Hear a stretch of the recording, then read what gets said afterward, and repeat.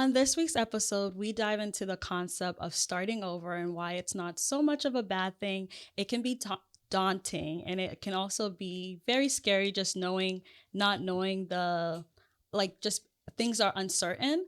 But this week, we're just gonna dive into what it feels like and how everything's gonna be okay. And starting over has a lot of blessings in it. So make sure you tune in. I feel you watching me pull up across the room. I think you like the view. You gonna make a move. I don't make this easy for you.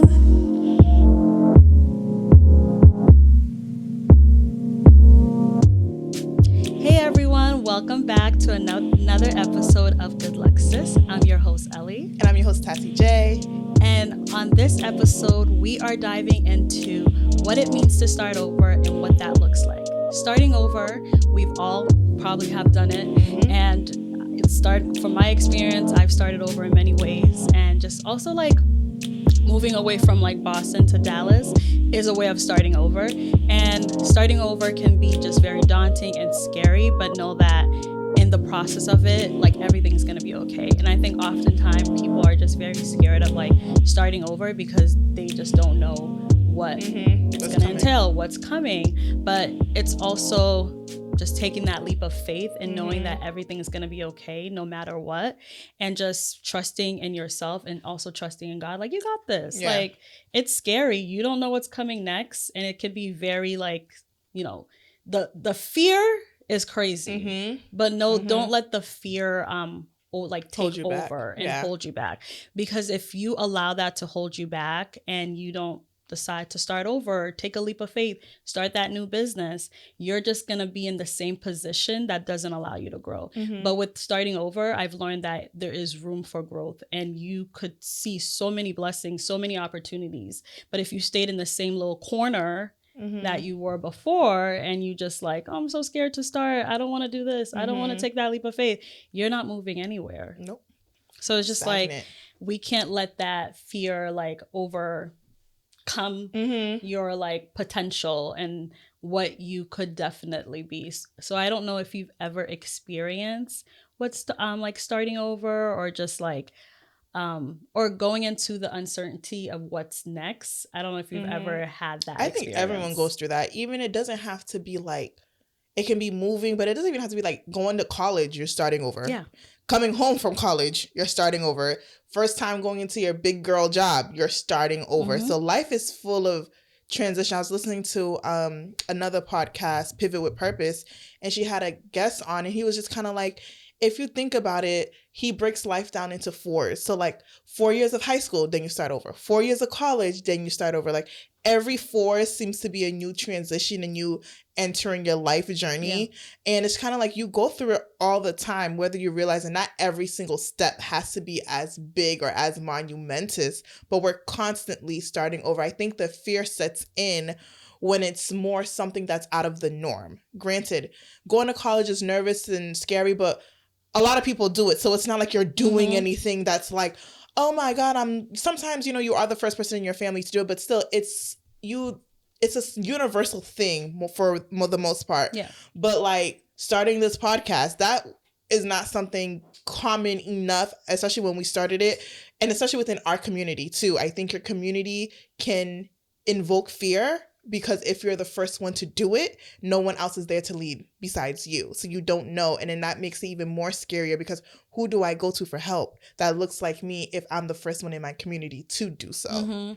And oftentimes we're all just pillars in our community. So that one person, you have to be I want to be the example of that person that some girl can look at, or some young guy could look at and be wow, she did it. She switched, or she started a new business, or she decided to move, or she decided anything that looks different and not the common the next step in your life, you know? So I think also remembering that people are watching and we're examples, and that people are looking up to like us, you, whoever's listening, like you have people like looking up to you, and people are also like, how did you get here? And just like, I'm always like, I'm available to tell you how I got here. You know, it's people are like, oh wow, you're so brave, you're this and that, but it's just like with bravery comes I'm shaken every time I do something. Like I'm nervous moving on to like the next step, or like doing things that, you know, make me very like scared to do, or just like doing something that is out of my comfort zone. And I'm the type of person, I go to the same restaurant, I order the same food. I am so predictable, you know what's next for me. So I don't like to go with things that I don't know. The uncertainty scares me.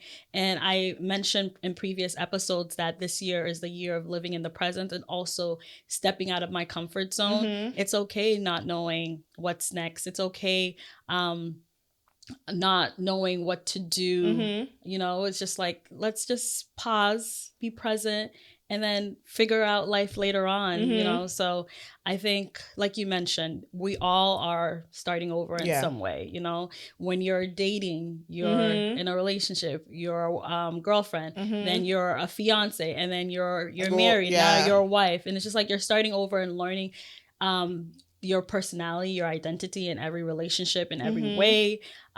Even when you're a child, like, you know, at a point, different responsibilities are given to you, and you end up learning who you are in all those aspects of like being a daughter, and you're starting over in all those different aspects. Like I'm starting over in just like who I am right now to my parents. Like I'm their daughter, but at the same time I'm also a wife, so I have to balance the needs of like how I'm available to you and how I'm available to myself. So it's just like, life is all about starting over, and it's scary, and it's just taking it day by day. And when something feels uncomfortable, I say just go for it. Really just go for it. It's easier said than done, obviously. Absolutely, yeah. But one thing you mentioned earlier about like, you have people who look up to you. I think that's where a lot of the fear comes from too, because it's like, there's so much pressure, especially culturally. Oh, munap gadeo pakafesa, da da da da, all this stuff. Basically, like, people are looking at you. You're not allowed to do this. You can't do this because so and so is gonna say this about you. And I think that stops you and makes you fearful of doing the things you truly want to do, and actually going through the transitions of life and changing and doing the things that you actually want to do. Like I said, this is like the last episode where it's like, oh, I would love to do a budashu. Like one day, maybe there's something, you know, that's liberating and free. And I said, if I wasn't a daughter, like if I wasn't Haitian, because there's a expectation of what I should be for other people. Yeah. And because of that, let's be honest, that limits a lot of what I do, a lot of what we do. And I think it's just kind of figuring out, how long are you going to let people dictate your life? How long are you going to let other people's opinions stop you from transitioning to the person that you truly are meant to be? What fights are worth fighting for? What goals are worth pursuing? Where it's just kind of like, everyone's going to be against you, but here we are. So are you going to say yes or not? Yeah. You know, so. Completely. I can speak heavy on that because I come from a large community. And for those who know, the Seventh-day Adventist community is large. It's like every eye's watching. And especially if you grew up in the middle of it, where either your parents are important in their role in church, so it's just like you're known, right? So every eye. So it's just like, when I started this podcast, it was just like, okay, well, I gotta talk.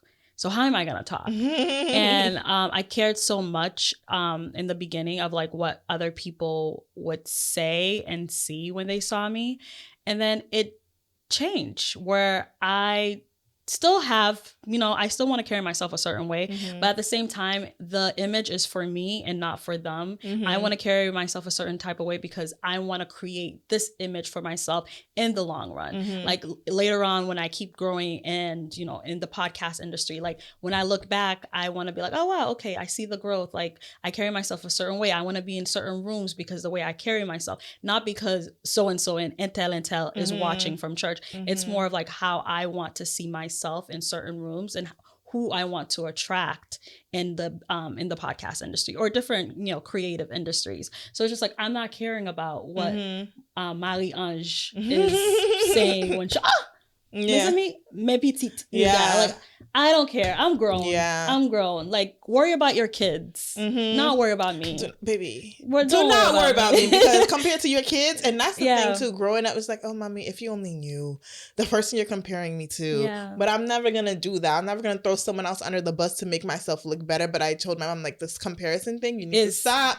Oh, yeah. Because, baby, you need to be lucky that you have me and not so-and-so that you want me to be. Yeah. Because you would be crying every night. I always, you know, I've been around parents and I show up to the church and it's like, wow, like they like tell their kids like, you see this, or like, look at her, like she's this. And I always tell parents like, no, don't do that, because like one thing for sure my mom never did is she never compared me to another someone else's child. Like she'll go, oh, by the way, sign, tell, but she would say in the sense of like, wow, she really is proud of that individual, and just like, you know, see that as an example, not be like, you should be like her or this and that. Like, I don't want to do that to my kid. Like, everyone's different. Every child's different. Every child's going to grow differently. They're going to develop differently. So it's just like, I think parents doing that just puts a lot of pressure on the kid to be a different way. And then you hinder them from growing. Yeah. My mom used to compare me to this girl when I was younger all Where's she the now? time. We're not friends no more. And it's just kind of like, once my mom, and I would warn my mom too, because my mom got really close to her mom. I was like, mommy, these people, something, they're not good people. And she eventually saw for herself. And until this day, she goes, I should have listened to you. And I'm just like, yeah, you should have, because you're comparing. And it really did take a toll on my self-esteem. Because I was just kind of like, you really want me to be her so bad, and I'm not. Like, I'm not a straight A student. Mind you, I'm not out here failing classes, but I'm not a straight A student. I'm not, every activity this girl was in, my mom put me in. I'm like, this is fencing, ballet, tap. And if y'all know me, ever since I was little, my mom was able to put me into camp because we got a scholarship. This camp is where my creative side, like I was sewing, I was painting. That was me. But because in the Haitian culture, we don't get those opportunities to do more of the artistic things. Yeah. But the physical aspects, that's all Haitians know in terms of success. If it's not the traditional schooling way, is you need to be an athlete. And that's not me. Like, I was the artistic, creative, hence the podcast, hence my poetry. But it was hard for her to find those opportunities. So in her mind, she was doing the best she could. She saw a mom who was putting her kids in all these opportunities, benefiting from them because she actually liked what she was doing. Right. Versus me, she puts me in it and nothing comes from it because it's not for me. Like, I was miserable. I'm like, mommy, I don't want to do this. Like, what are you doing? And she eventually got the hint. It's like, okay, you know, this is not for you. And then I went to basketball, which I actually enjoyed. But it's like, you have to raise your kid as your kid and not someone else's kid and not compare. Because it's like, what else do you want from me? But that's like a major problem in the Haitian community. They see monkey do. Yeah. Like, they see this family doing this. Oh, I want my kids to be like that kid. And it's just like, don't do that. Like, I also think part of you know, growing too is also unlearning a lot of the things that our parents taught us too. And, you know, it's just like they teach us certain things, like this is what you're supposed to go. Yeah. This is what you're supposed to do. But it's just unlearning that, you know, there's other things out there that I can do. That's part of starting over. You know, there's always the fear of like, oh, like I'm going to start a new business. And immediately when you start that new business, you're supposed to be making like income. And they're asking you 24/7, where's the money? Where's the money? So they say, y'all not making money from the podcast yet? I'm like, mommy, please. And the thing is that, like, why is it just the focus of that? The money. But it takes time. And that's why a lot of Haitian parents and a lot of people in the Haitian community have so much growth. Like, they could be growing more. But because they have the fear of just like, I don't know what's going to come of it. I need money now. Yeah. It's kind of like, if it doesn't make you money, what's the purpose? Because it feeds my soul. It feeds my soul. And it makes me happy. If it feeds your soul, you're going to put 100% in. Exactly. And then later on, you're going to reap, like, you're going to like see the benefits. Because my mom's a CNA. I know wiping butts doesn't feed her soul. I know it doesn't. But then again, it's like, our lives are different. And I always say, well, my mom's like, you know, sometimes makes comments, why are you so tired? What do you do? I'm like, mommy, usufui, pumpa sufui. Like, you're suffering for I don't have to. So it's like the energy that you're putting in because you don't have a choice work-wise. I have a choice, and that's only because of you, and I'm thankful for that. But it's like, I'm not going to do what you do for something I don't love. You don't love what you do. It's just what you do. I have things that I love with what that I do that don't pay me, but I'm still willing to give my time. So to them, time equals money. And it's like, for me, time equals happiness. Yeah. And we're on two different wavelengths here. I feel like they're also trying to unlearn that also. Unfortunately, we said that relaxation is luxury. Yeah. Like, they still don't have that luxury. They still have to work hard. She has to work hard so you can like still not have to work hard. So it's just like, she's also unlearning, but she still doesn't have the opportunity yet to rest. So hopefully they'll get there. You know, we're here to guide them through the process of learning it. Yeah. And also I'm learning that starting over is just it's not failure. It took me a while to realize that. I want to say the first time I felt like a failure from starting over I ever had to, you know, deal with that is when I had to switch my major. You know, it was just like, although did I want to do nursing? Not really. But I also knew I always wanted to go into the medicine field. But when I had to start over, it was tough because it was just like, oh, I was doing good. Like, you know, I was getting A's. I was, you know, I felt like I was a pretty smart kid. And then after leaving the nursing program, because everyone knew I was in the nursing program in the school, like people were coming up to me like, oh my gosh, you're so like, how did you get out? Like, you're so smart. You're all this. And then that, and just like the comments, I had to make sure that they didn't lower my self-esteem from it. And I was like, no, girl, like, you're fine. You're not a failure. You're still a honor student. You're still like, you're taking like extra classes and stuff like that. And it's just like, I had to show myself that it's not a failure, and like, you can still succeed in other ways even if you're starting over. I think it's a part of like life, and it's a part of growing and just learning. It is. It's needed. You can't stay in the same place forever, or else you're just going to stay in the same place forever while everyone else is continuing to grow. So it is what it is. And what are some ways that you feel like you can incorporate starting over in your 30s? Oh, baby, it's a new decade. Okay. it's new just based off the decade. Yeah. I feel like, and I actually watched this TikTok recently. It's just like, use your birthday as your new year. It's like, we don't always have to wait till January 1st. We don't always like, your new year is, you're literally entering a new year for you personally. And the thing is, what's so unique about that, you're not sharing that with everyone else. Your birthday is personally for you. So you can set your own thing, be on your own journey at a different time from someone else. So I think ways I'm going to start new is starting before my 30s. I want to enter my 30s the best I've ever been.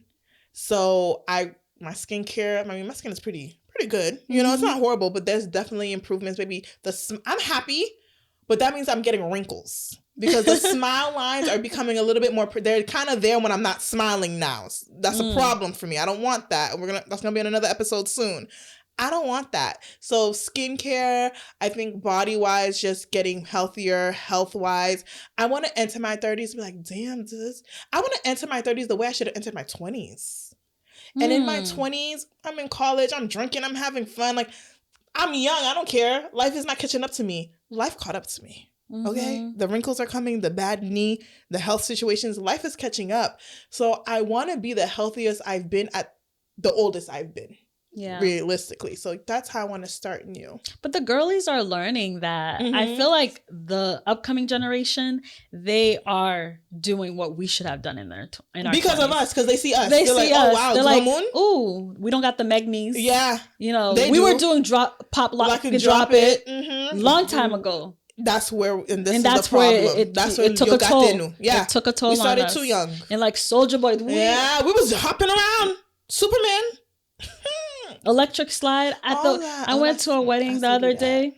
The electric slide. I was doing it, but baby, I'm still usually on the dance floor, but I have to tap out.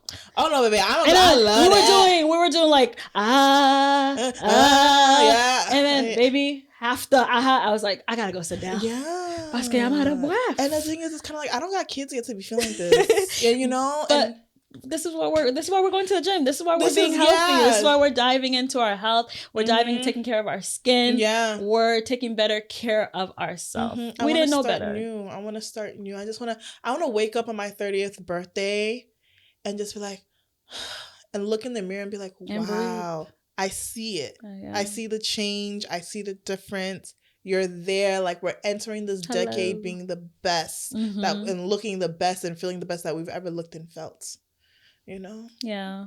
So for me stepping into my 30s, I'm first I did this for my 25th. I think I do this for every birthday. You know, I sit with myself and assess like the previous year and what I expect for the current year to look like.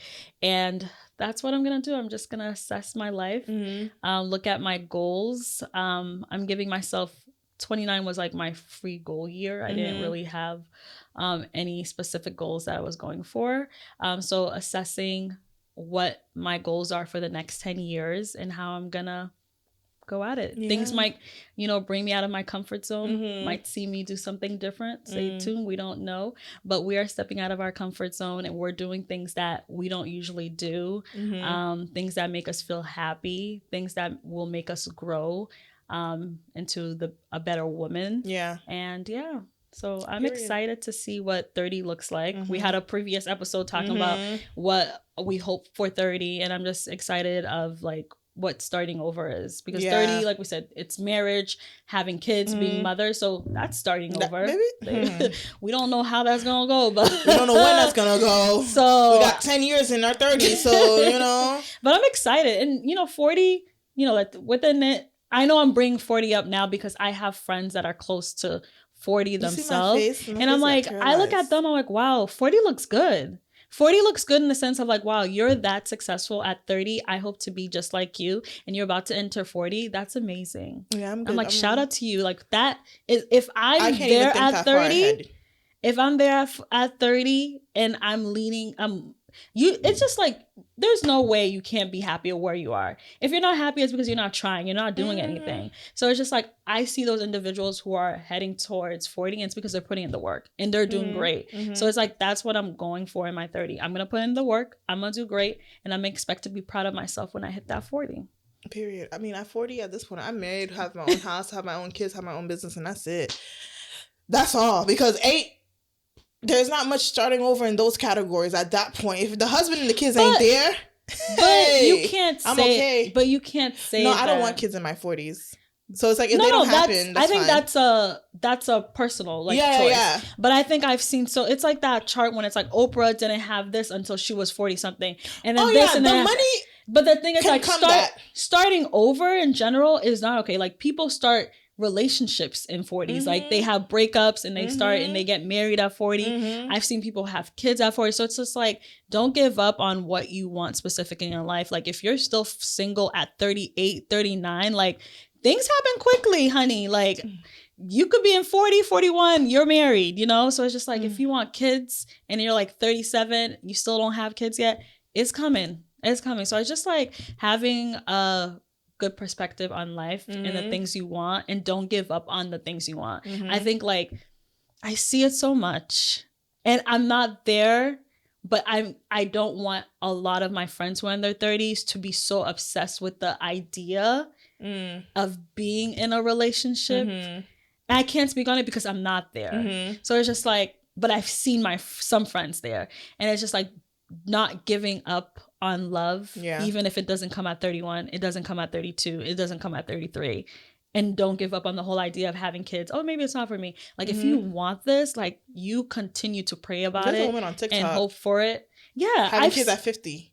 She's doing her IVF journey. I'm like, that's good for you. And just see, everything just blooms. Like, you get married at 37, you have your kid, and life is just... Yeah, my cousin got married at 36. Life is just amazing. So it's just like, I think we just need to remove the stigma and the fear of just starting over. And when does life start for you? Life is starting different for everybody. Life starts for people at 23 and getting married. Baby, my life is starting now. And that's the mindset. You have to decide on when your life is starting. A lot of people, their life doesn't start till they're married. And not waste your time by yourself.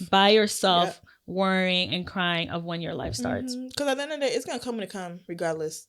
you can't slow it down, you can't speed it up. So you Yeah. might as well live. The saying, the days are long, but the years are short, 1,000% true. Oh, 1,000% So it's true. like the years are going, like 10 years ago, we turned 20. How? That's crazy. That doesn't make sense to me. But it's like 10 years ago, we turned 20. 10 years from now, we're going to be 40. Whoa! How are we in between both of those ages? That's wild, because the days are long and the years are short. But with that aspect of it, it's kind of like the days are long. So you got those days that are long, you have time in those days to get to where you want. Yes. So use that mentality, because last year I was just kind of like, what am I doing every day to show up for myself? And it doesn't have to be like, oh my God, I'm going to take myself. I was like, no, literally the little things that are going to make it worth it. Okay, I'm so tired. I want to sleep in my makeup, but skincare, that's what I want. Let me get up. I showed up for myself by taking off my makeup. I showed up for myself by going on that 4-mile walk. I showed up for myself by saying no to that donut. Like, you really gotta look at your days and be like, what am I going to do to be a better version of me? Like, where do I want to be a year from now? What is the future me? Who is she? What does she do? Yeah. How does she get to where she is? Because I'm not going to just wake up and be her. Yeah. The work needs to be put in. That's the daily work. And then in that short year, you'll see it all compile. But it's those long days that make up that short year. That's right. So you have to forge your own path. You have to create that path for you of like, who is she? Who's that girl? Who's that girl? Na, na, na, na, na. Always breaking into a song. You gotta forge your own path so you can become that girl, and also remembering in the process of it, you're growing and you're becoming great. You know, Period. and you discover things. Period. Drink your water. Yeah, basically. Drink your water. Basically. All right, let's dive into our next segment. Our next segment is our Melon Monday. And for our Melon Monday for this episode is the owner of Hair with Gems & Co. Hi, Jemima. Also known as Gem. So I've known Jemima since we were 5. Okay, so a lot of my friends, you'll see that I have very long-term friends, like since I was 5. I'm the new addition. Not really. But like in terms of your lifehood friends? I think the most recent, not recent, they're not even recent. I think the last friends I've made, and I can call them like friends, is Ashley and Cindy. Like that's my core. Yeah. You know, shout out to you guys. So I've known Jemima since I was 5 years old, and just amazing to see her growth. I'm so proud of you, girl. So Jemima has a hair business.